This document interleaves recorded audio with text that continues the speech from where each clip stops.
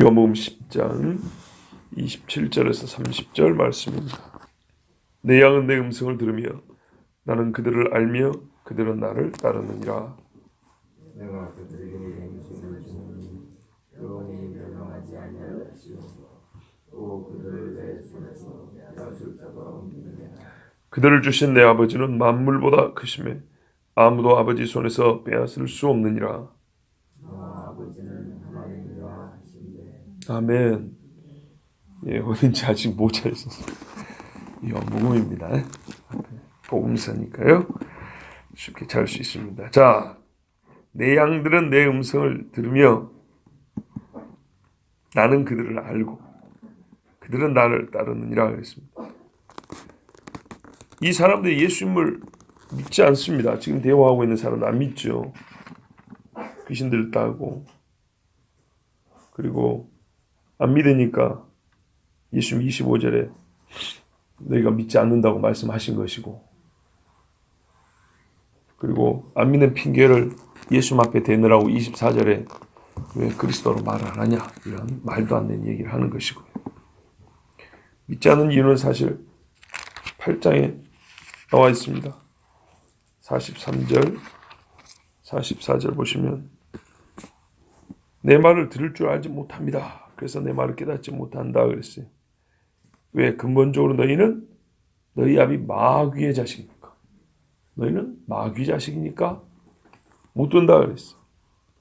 그리고 내가 진리를 말하니까 못 듣는다 그랬어요. 왜냐? 세계가 다른 거예요. 거짓의 아비에서 나서 거짓말이라는 세상에 사니까 진리의 아버지의 자식으로서 진리의 세계는 전혀 알지 못합니다. 우리가 거짓말하고 참말이 그냥 말 한마디 차이 같지만요. 그 말로 시작된 세상이 완전히 다릅니다. 그러기를 원하는 건 아니지만 실제로 하루를 거짓말로 1000마디를 시작을 해보시고 그 거짓말이 계속 거짓말이 있어서 하루를 꽉 채워보십시오. 그리고 하루를 무조건 목을 걸고 진실을 한번 꽉 채워보십시오. 그리고 그 이틀을 비교해보세요. 어떻게 다른가. 그냥 말 몇 마디로 다른 것인지 정말 내가 완전히 똑같은 항구에서 똑같은 집에서 똑같은 직장 생활하지만 완전히 다른 세상을 산다는 것을 경험하게 될 겁니다. 그래서 못 믿는 것 한마디로 너희는 뭐라고요? 마귀에게 속했기 때문에 못 믿고 너희 근본은 마귀고 내가 그 마귀하고 근본이 다른 진리를 말하니까 안 믿는다고 그랬어요.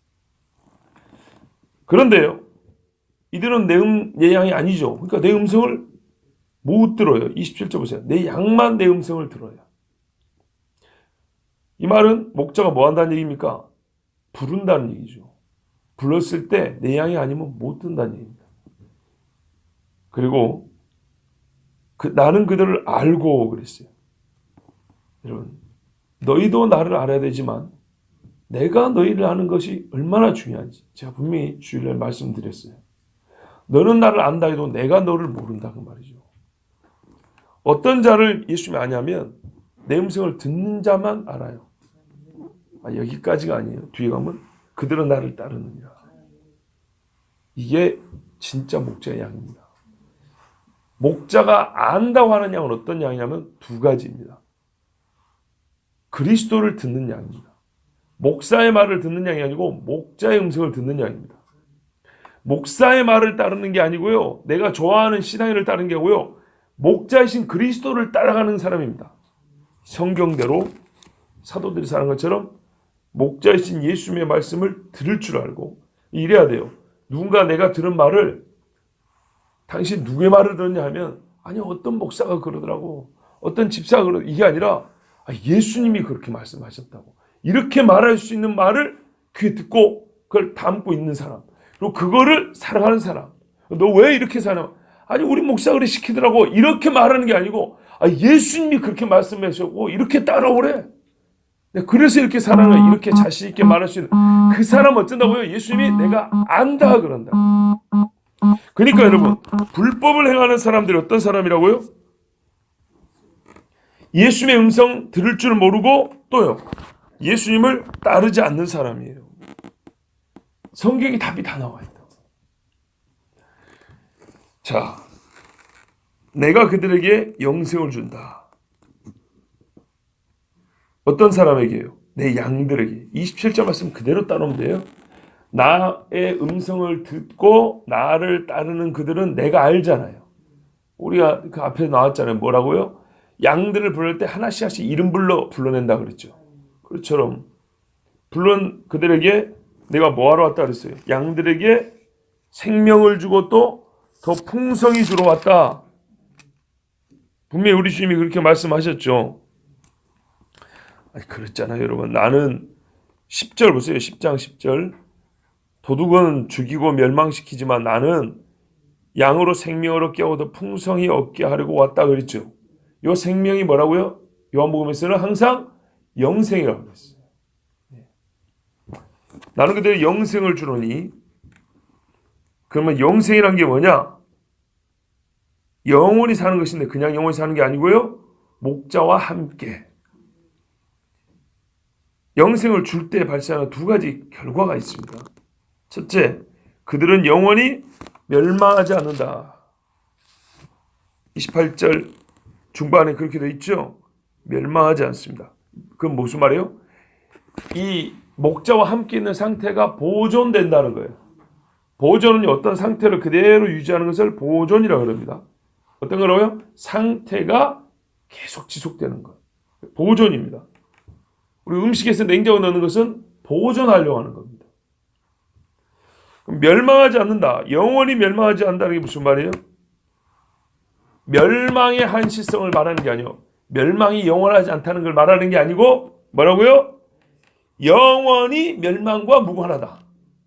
그러니까 멸망이 아닌 지금의 상태를 영원히 보존해 준다. 생명의 상태, 왜? 영생을 줬으니까 생명의 상태가 멸망과 상관없이 영원히 보존된다는 겁니다. 두 번째, 아무도 나의 손에서 그들을 빼앗지 못한다. 이 말은요, 우리말 잘 보셨는데 보호입니다. 보호. 우리 번역에는 아무도라는 말이 없죠. 그렇죠? 근데 아무도라는 말을 넣는 것이 더 낫습니다. 아무도 나의 손에서 이 양들을 빼앗지 못한다. 현재의 지위를 침탈하지 못한다. 그럼 우리는 말이요, 보호해줘 이런 표현 쓰죠. 보호해준다는 겁니다. 그러면 이 말을 거꾸로 해보세요. 목자가 보존하지 않냐고 보호하지 않으면 어떻게 된다고요? 누군가에 의해서 이 생명이 침탈당하고 나 혼자로는 이 생명의 상태를 유지할 수 없다는 얘기입니다.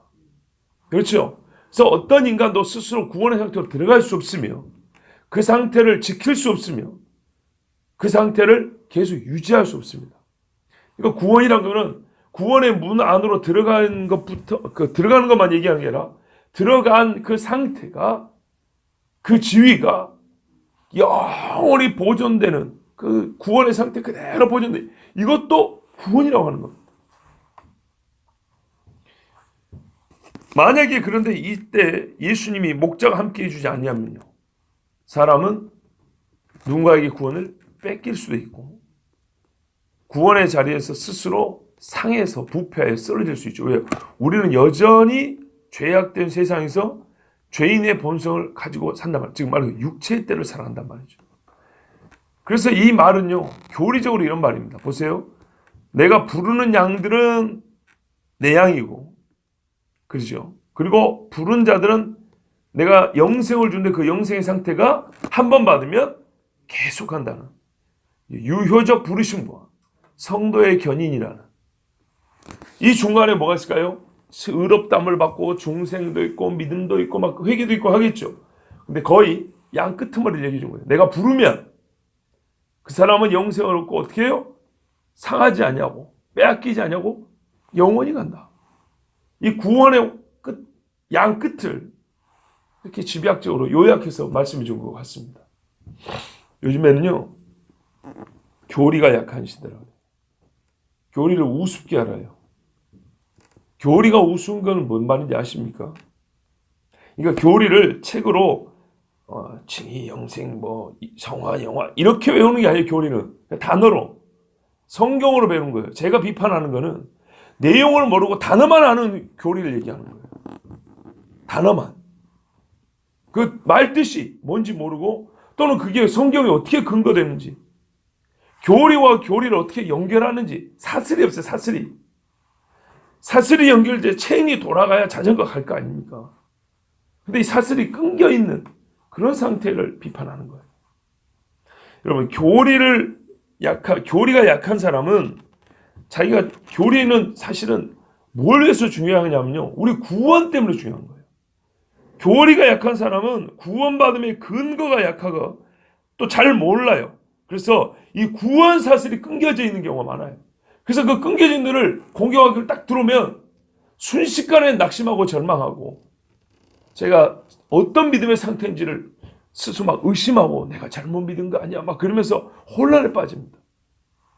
오주였으면 옛날에 청교도들은 이 구원에 관한 교리들은 사슬처럼 연결돼 이거 이름하여 뭐라고 했다고요? 황금사슬이라고 했대요. 황금사슬.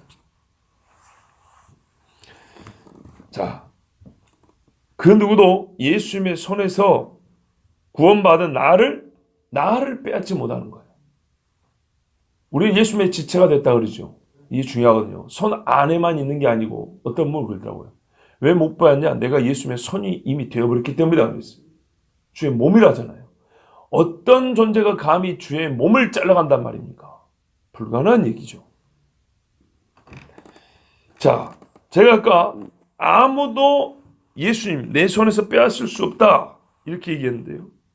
이 아무도가 있으면 균형이 맞습니다. 보세요. 영원히 그 앞에 보세요. 영원히 멸망하지 않을 것이다. 영원히 누가 못 빼앗느냐? 아무도. 시간적으로 강조하고 있어요. 그렇죠? 영원히 사실이지만 이걸 빠뜨리지 않고 있단 말이에요. 그리고 뭐요?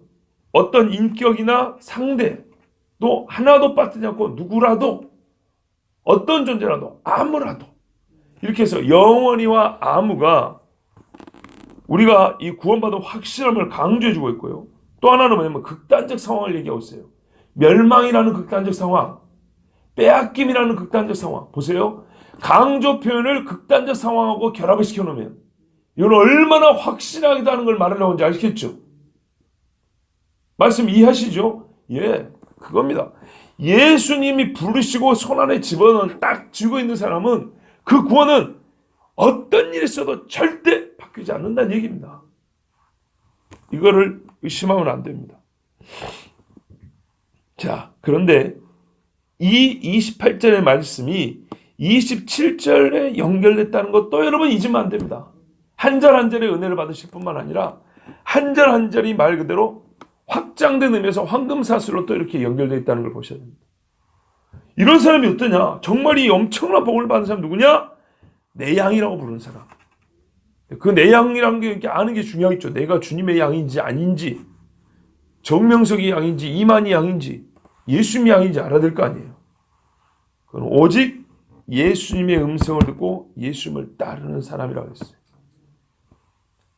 그러면 마지막 때 주님이 내가 너를 안다라고 분명히 말씀할 겁니다. 그러니까 성경에로 보면은 동일한 단어를 반복해 쓴다는 것은 참 감사한 일이에요. 해석이 쉬워지거든요. 안다. 불법을 행하지 않는다. 아는 사람은 불법을 행하지 않는다. 불법은 뭐냐고? 법을 어기는 것이다. 법이 뭐냐고? 법은 성경의 율법을 말하는 것이다. 또 그런 것처럼 안다. 그러면 하나님의 불법을 행하지 않고 의를 행해야 되는데 의로 구원받나? 아니지. 우리가 믿음으로 사는 것이지. 근데 그 믿음의 확신함이란 뭐야? 들으면서 나는 것이지. 그러니까 뭐야? 주님의 말씀을 듣는 거구나. 그러면 듣는 것이 진짜라면 진짜 들었다면 어떻게 해요? 양들은 들으면 주인을 따라가더라고. 목자를 따라가더라고. 잘못 들으거나 주인의 음성이 아니면 안 따라간다고 그랬다 분명히. 그렇구나. 그러니까 이거는 네 행위로 구원받으란 말이 아니라 진짜 주의 말씀을 듣고 믿는다는 것이 이거구나. 말씀을 들으며 따르는 것이구나. 그럼 뭐라고요? 이런 사람은 불법을 행하는 것도 아니고 불법을 행할 수도 없고 끝내 주님 앞에 너는 참되었다 착하고 충성된 종하고 부름받고 주님 앞에 서겠구나. 맞죠? 성경이 성경을 이렇게 쉽게 가르쳐 줍니다. 자, 나는 그들에게 영생을 준다 하고 28절 후반부는 그 영생에 주어진 결과를 말씀하고 있다면 29절은 예수님이 어떻게 자기 양에게 영생을 준다고 말할 수 있는지 근거를 말해줍니다. 왜냐하면 그들을 나에게 주신 내 아버지, 이 기도 보면 그들을 누구에게 줬다는 얘기예요 도대체. 우리 번역은 정말 중요한 것들을 생략을 했어요. 내게 주신 아버지, 그들을 나에게 주신 내 아버지. 내 아버지가 그 양들을 누구에게 줬다고 해요? 나한테 줬으니까 나는 그들에게 영생을 줄 수 있다는 거예요. 이래야 말이 뭐가 이렇게 좀 아구가 딱딱 맞게 원래 주어진 것인데 우리 번역은 중요한 것들을 많이 빼뜨렸다니까요. 자, 내게 주신 권한 행사를 어떻게 내게 주셨기 때문이에요. 그 다음에 이제 이 아버지를 설명해 주는데 내 아버지는 만물보다 크시니 만유보다 더 위대하시니 그들을 나에게 주신 아버지, 그러니까 그들을 내게 줄 수 있는 아버지인데 어떤 분이기에 나에게 줄 수 있냐? 다시 보세요. 밑줄을 끌 수 있으면 끌어서 한번 봐보세요. 28절의 첫 부분 내가 그들에게 영생을 주노니 이 예수님이 우리에게 영생을 준다는 근거가 28절 후반부는 효과고요. 29절의 전반부가 이 엄청난 일을 할 수 있는 근거를 말해줘요. 그들을 내게 주신 내 아버지입니다. 아버지가 내게 주신 이게 근거예요. 그러면 이 아버지가 내게 줄 수 있는 또 근거는 뭐가 있냐면 이어지는 말이에요. 아버지는 만물보다 더 크시니까. 맞죠? 이렇게 연결됩니다. 아버지가 그들을 내게 주시는 근거는 만물보다 더 위대하시고 크신 아버지니까. 그래서 똑같은 말이 나오죠. 아무도 내 아버지 손에서, 이게 또 내가 빠졌어요. 내 아버지 손에서 그들을 빼앗을 수 없다. 참, 가능하면 혹시 무슨 여백 있으면 써보세요. 아무도 내 아버지 손에서 그들을 빼앗아 할 수 없다. 아니, 지금 누구를 뺐는지 안 뺐는지 얘기를 물론 앞에 그들이 나와 있으니까 알 수 있지만 이렇게 자꾸 빠뜨리면 우리가 해석하는데 더 쉽고 확실하게 할 수 있는데 좀 어려워지죠. 아무도 내 아버지 손에서 그들을 빼앗을 수 없느니라. 본래 이 자녀들이 아버지 거였어요. 그리고 아버지에게서 아무도 그것을 빼앗을 수 없었어요. 그런데 그 양들을 아버지가 나에게 주셨어요. 그래서 내가 그들에게 영생을 줄 수 있어요. 그러니까 근본적으로 아버지의 권한이요 권능이니까 내가 그들에게 영생을 줄 때 이걸 누가 뺏겠냐는 말이에요. 어떻게 멸망을 당하겠냐는 말이죠. 사실 여러분 우리가 이제 쉽게 이해하려면요 28절과 29절을 바꿔서 읽으면 돼요. 우리가 일반적으로 말하는 논리는 이거거든요. 이유를 먼저 대고 결과를 나중에 말하는 게 우리가 일반적으로 말하는 말의 순서의 논리예요. 그런데 여러분 그렇게 하면 이해는 쉬운데 왜? 말 듣는 순간순간 차례차례 이해가 돼버리니까 이렇게 써놓으면 리버스 돌아가야 돼요. 왔다가 다시 앞으로 가야 되거든요. 그런데 이렇게 할 때 이해가 조금 더딘 그런 난점은 있지만은 강점은 뭐냐면요. 이해가 될 때 어떻게 돼요? 더 분명하고 강하게 각이 된다는 거예요. 이해되시죠?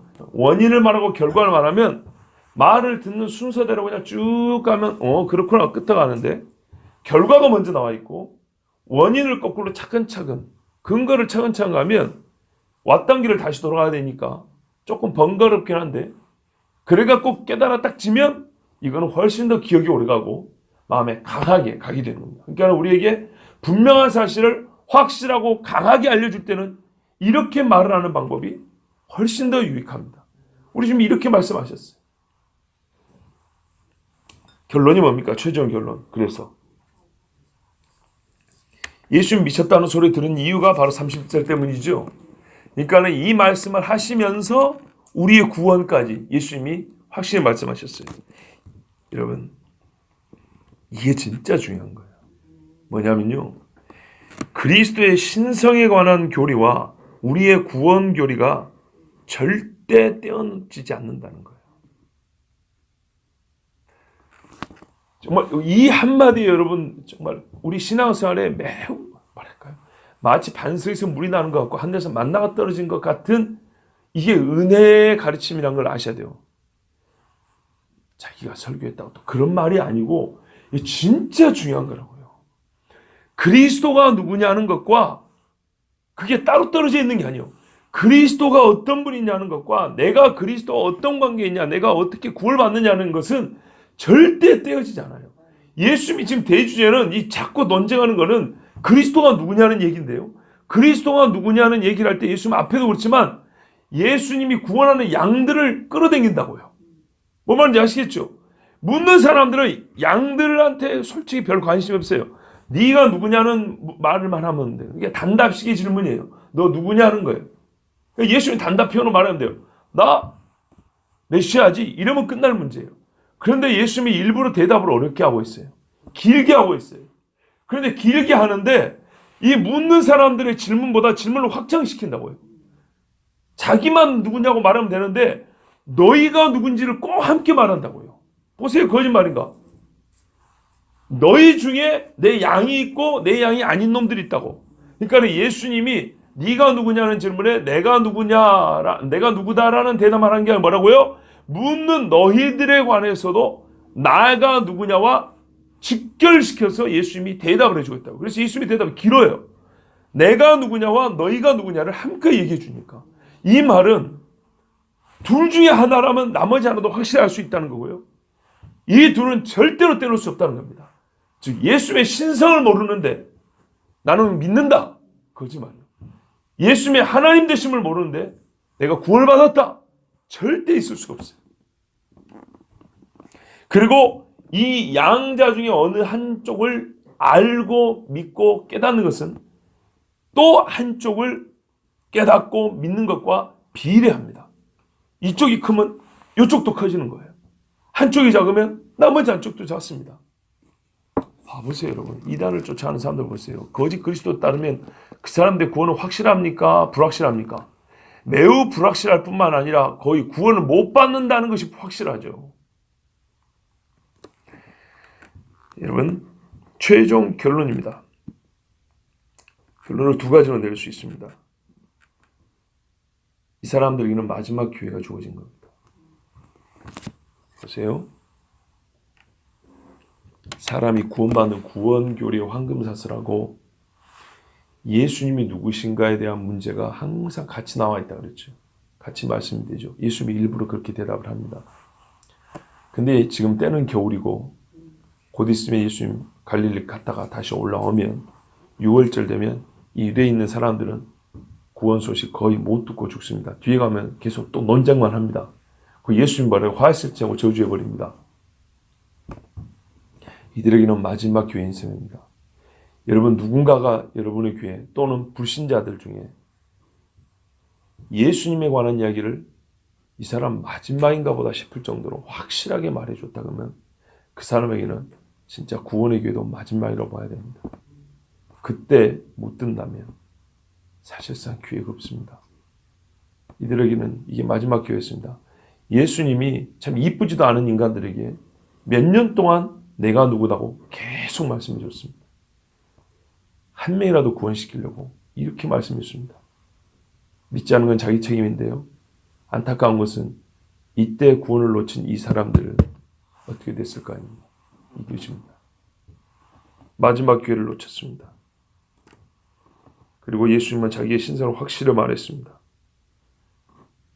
어떤 사람들은 기독교라는 종교는 바울이 만들었다 그러고 예수님은 자기를 이 대직자들처럼 그리스도라고 나를 믿으라고 한 적이 없다 그럽니다.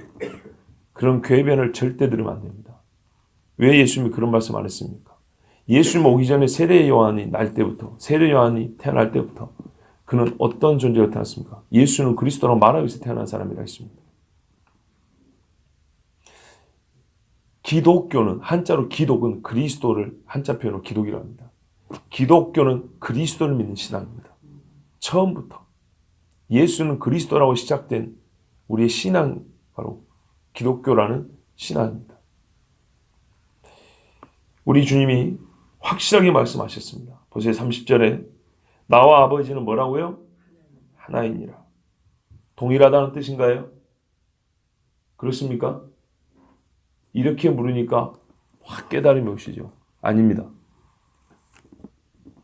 우리는 혹 제가 나와 아버지는 하나니라 할렐루야 하면 여러분 아멘 할 거고, 분명히 아버지와 아들은 동일하십니다 하면 아멘 할 것이고, 기도합시다 하면 이제 그거 믿고 기도할 겁니다. 그렇죠?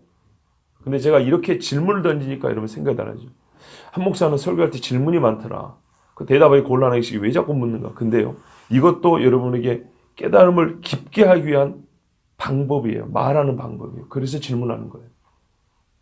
제 말이 거짓말이에요. 여러분 양심적으로 생각해보세요. 만약에 정말 제가 이 30절을 읽고 아버지와 아들은 동일하신 분입니다. 여러분 아멘 이러고 기도했으면 여러분 별 의심 없이 생각 없이 그렇지 이렇게 하면 결론이 맞지 이러고 마음에 별 문제를 일으키지 않았을 겁니다. 근데 제가 아버지와 아들은 하나이니라가 동일하다는 뜻입니까? 이렇게 보니까 멈칫하죠. 그런 뜻 아닙니다.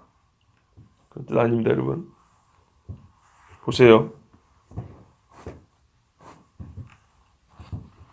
공장에서 동일 규격으로 동일 재질로 동일한 공장에서 나온 겁니다. 그죠? 현미경으로 보면 세밀하게 보면 좀 다르죠. 그렇죠? 커팅 될 때 좀 굴곡이 너플이 좀 될 수도 있는 거고, 그렇지만 그런 거는 좀 차치하고 보자고요. 기본적으로 이거는 동일 제조자가 동일 공장에서, 그죠? 모든 게 동일, 동일 상표, 동일 재질로 동일 공정에 의해서 동일한 사이즈로 만들어 놓은 티슈입니다. 맞죠? 하나입니까? 두 개입니까? 두 개입니다. 동일하다는 것은 성질이 같다, 능력이 같다, 분량이 같다, 한계나 한계 있으면 한계도 같다. 무슨 말인지 이해되시죠?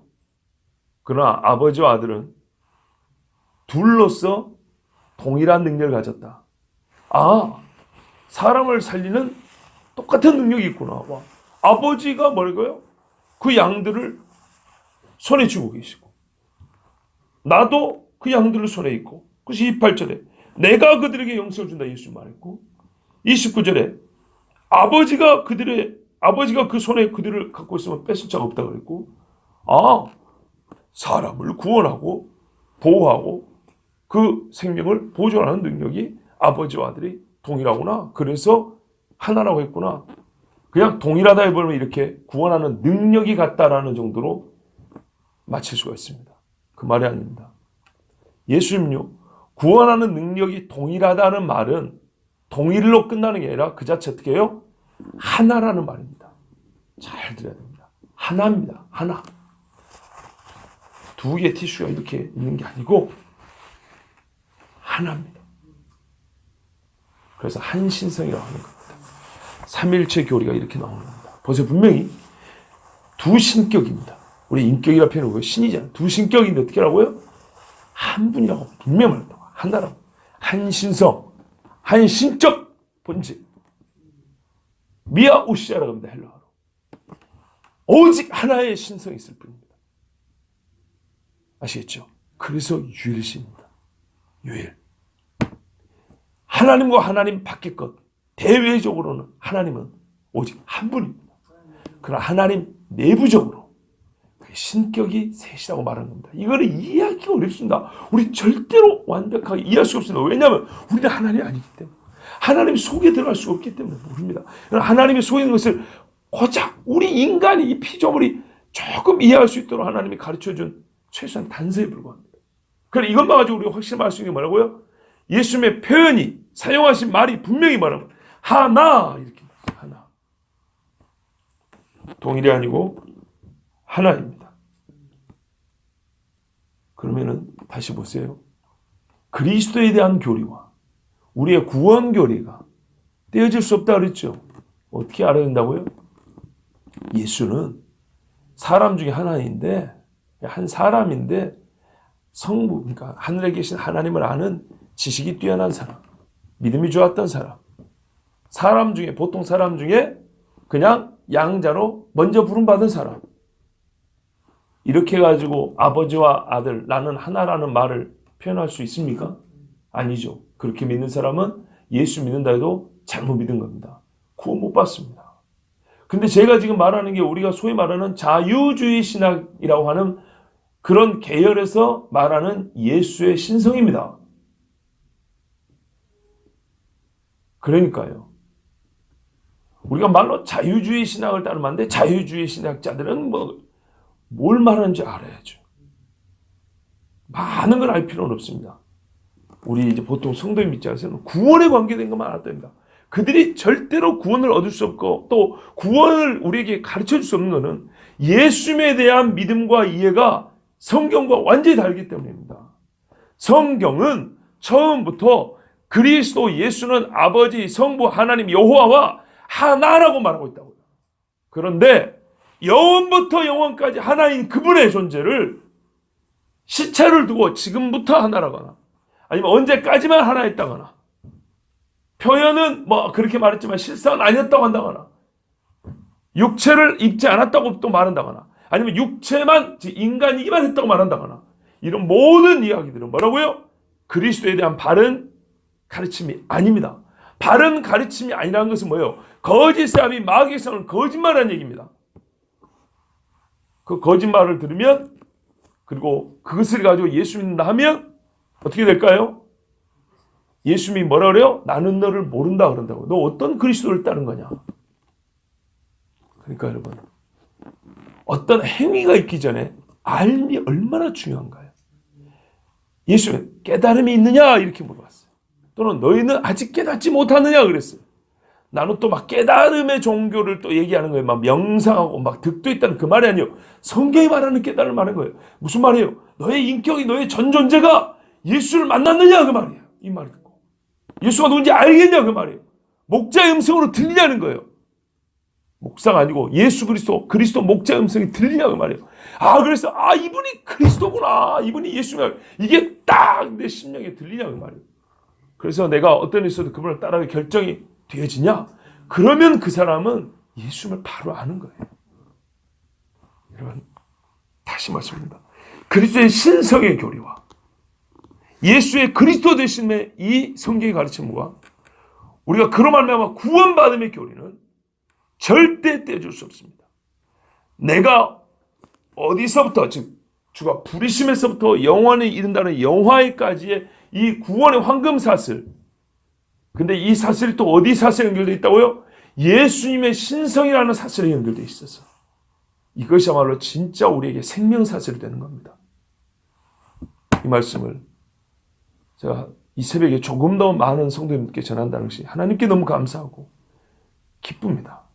여러분 이 말씀대로 예수와 여호와 하나님 예수는 그리스도요 그 그리스도와 아버지는 하나고 나는 그 하나이신 그리스도로 말미암아 구원받은 자. 그가 나를 부르셨고 나는 그를 믿고 그의 음성을 듣고 그를 따르는 자로 우리 구원받음이 확실하며 그리고 이 확실한 구원받음이 주님 앞에서 더 많은 열매를 맺기를 정말 이 자리에 계신 분들은 그 은혜를 더욱 크게 받기를 정말 주의 이름으로 축복합니다. 우리가 그래서 주님을 따르고 끝까지 주님 앞에 함께 설 수 있기를 바랍니다. 기도하겠습니다. 하나님 아버지 감사합니다. 복된 자리에 복 있는 자들을 불러주시고